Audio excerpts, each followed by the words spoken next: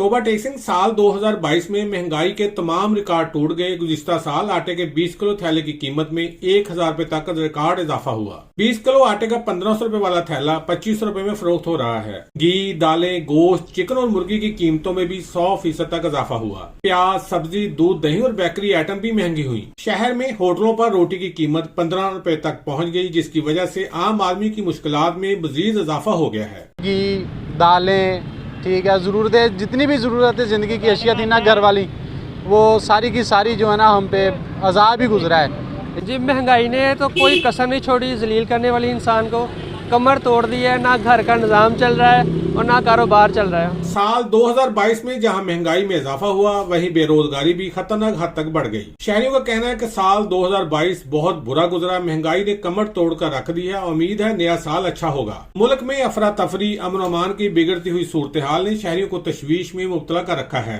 यही वजह है कि हर शख्स परेशानी का शिकार है। जरूरत इस अमर की है कि हुकूमत को चाहिए मुल्क में महंगाई को कम किया जाए ताकि आम आदमी की मुश्किलात कम हो सके। कैमरामैन अली हैदर के साथ सुल्तान महमूद, तोबा टेक सिंह।